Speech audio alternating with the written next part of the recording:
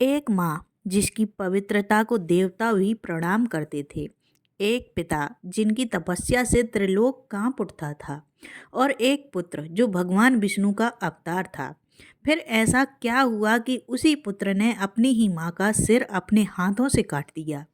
आज की इस कथा में छुपा है कर्तव्य, धर्म, तपस्या और दिव्य परीक्षा का सबसे रहस्यमयी रहस्य। यह कहानी आपको उस युग में ले जाएगी जब एक निर्णय ने दुनिया को हिला दिया था, और जब एक माँ ने अपने बेटे के हाथों मृत्यु स्वीकार करके धर्म का सर्वोच्च उदाहरण पेश किया था। तो आइए धीरे धीरे प्रवेश करते हैं उस अंधकार में जहाँ एक महान ऋषि ने अपने पुत्र की परीक्षा ली, और जहाँ एक पुत्र ने बिना सवाल किए अपने पिता का आदेश मानकर इतिहास बदल दिया। बहुत समय पहले महर्षि जमदग्नि और माता रेणुका तपोभूमि में रहते थे। रेणुका की पवित्रता ऐसी कि वह केवल अपनी सतीत्व शक्ति से कच्ची मिट्टी से बने घड़े में भी गंगा का जल भर लाती थी, और घड़ा कभी टूटता नहीं था।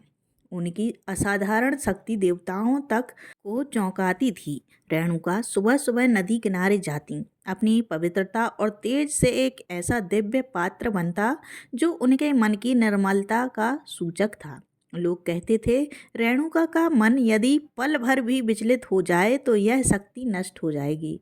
लेकिन कौन जानता था कि यही बात एक दिन इतनी बड़ी घटना को जन्म देगी जिससे पृथ्वी कांप उठेगी। एक दिन रेणुका जल लेने नदी गई। वह हमेशा की तरह घड़ा बनाकर जल भरने लगी, पर तभी आसमान से प्रकाश गिरा और उनके सामने नदी के उस पार गंधर्वराज चित्ररथ अपने गणों के साथ क्रीड़ा कर रहे थे। उनकी कला, संगीत और तेज इतना अद्भुत था कि एक पल के लिए रेणुका का मन चंचल हो उठा।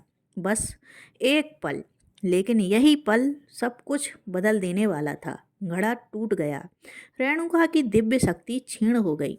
वह सहम गई, कांपते कदमों से आश्रम लौटी। महर्षि जमदग्नि सिद्ध महापुरुष थे, उनके पास दिव्य दृष्टि थी। उन्होंने रेणुका का क्षणिक मन विचलन देख लिया था। वह जानते थे कि सतीत्व का बल क्षणिक ढील भी स्वीकार नहीं करता। उनका मन क्रोधित नहीं बल्कि गहरा विचलित था। उन्होंने सोचा, क्या यह धर्म की परीक्षा की घड़ी है? परंतु उन्होंने एक ऐसा निर्णय लिया जो संसार को असहज कर देगा। उन्होंने अपने चारों बेटों को बुलाया। जमदग्नि बोले, तुम्हारी माता आज पतित हुई हैं। धर्म की रक्षा हेतु उन्हें दंड मिलना चाहिए। जाओ, उनका वध कर दो। पहला पुत्र चौंक गया। उसने कहा, पिताश्री, यह कैसा आदेश? जमदग्नि ने उसे शाप देकर अशक्त कर दिया। दूसरा पुत्र भी मना कर गया, वह भी शापित हुआ। तीसरा भी, उसने भी पिता का आदेश ना मानते हुए इनकार कर दिया। आखिर में उन्होंने अपने सबसे छोटे पुत्र राम यानी कि परशुराम को बुलाया। परशुराम सामने आए। उनकी आंखों में न पिता के आदेश का भय था, न माता के प्रति किसी प्रकार का मोह। उनके भीतर केवल एक भाव था, पिता का आदेश ही मेरे लिए सर्वोच्च धर्म है। उन्होंने हाथ जोड़कर कहा, पिताश्री, आज्ञा दीजिए। जमदग्नि के शब्द गूंजे, रेणुका का वध करो। परशुराम ने अपने चरण पिताजी के सामने टेके और बिना एक भी प्रश्न पूछे अपना फरसा उठाया। रेणुका सामने खड़ी थी। परशुराम आगे बढ़े, लेकिन उनकी आंखों में न कोई भय था न कोई पीड़ा। माँ मुस्कुराई, बेटा, मुझे तुम पर गर्व है। तुम धर्म की रक्षा कर रहे हो। मैं तुम्हारे हाथों मरकर भी अमर हो जाऊंगी। ये शब्द सुनकर धरा कांप गई। वातावरण मौन हो गया।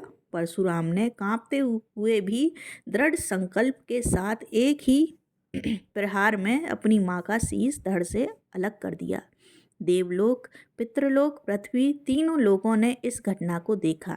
यहाँ तक कि देवताओं ने भी कहा, यह पुत्र नहीं, धर्म स्वयं चल रहा है। परशुराम का शरीर कांप रहा था, परंतु भाव स्थिर थे। वह वापस पिता के पास पहुँचे और बोले, पिताश्री, आदेश पूरा हुआ, अब मुझे आज्ञा दीजिए। जमदग्नि ने प्रसन्न होकर कहा, राम, तुमने धर्म की रक्षा की है। मैं तुम्हें वरदान देता हूँ, जो चाहो मांग लो। परशुराम ने तुरंत कहा, पिताश्री, मेरे भाइयों को क्षमा कर दीजिए और मेरी माता को पुनर्जीवित कर दीजिए। जमदग्नि मुस्कुराए। वे यही देखना चाहते थे कि परशुराम का हृदय कठोर नहीं दिव्य है। उन्होंने कहा, तथास्तु। परशुराम अपनी माता के शरीर और सिर को साथ लाए। जमदग्नि ने मंत्र पढ़ना शुरू किया। प्रकृति शांत हो गई, जंगल की हवा थम गई। फिर दिव्य ज्योति प्रकट हुई और रेणुका अपने पुत्र के चेहरे को देखकर धीरे धीरे उठ बैठी। उन्होंने परशुराम को गले लगा लिया। बेटा, आज तुमने केवल मेरे शरीर को नहीं, धर्म की मर्यादा को जीवित किया है। इस प्रकार जिस हाथ ने अपनी माँ का सिर काटा, उसी हाथ ने उसे पुनर्जीवित भी किया। इस पूरी घटना में ना क्रूरता थी, ना पाप, ना अनादर। यह था धर्म की परीक्षा, एक शिष्य की आज्ञाकारिता, एक माँ का त्याग और एक पिता की तपस्या। आज भी यह कथा हमें याद दिलाती है, धर्म कभी आसान नहीं होता, कर्तव्य कभी कभी हृदय चीर देता है और प्रेम जब ईश्वर से जुड़ जाए तो मृत्यु भी हार मान लेती है। परशुराम ने अपनी माँ का सिर क्यों काटा? इस प्रश्न का उत्तर सिर्फ इतना नहीं कि यह एक कठोर आदेश था। यह उत्तर है धर्म, साहस, संयम और सच्ची भक्ति का मिलन। इस घटना ने परशुराम को इतिहास का वह योद्धा बनाया जिससे स्वयं पृथ्वी तक थरथराई।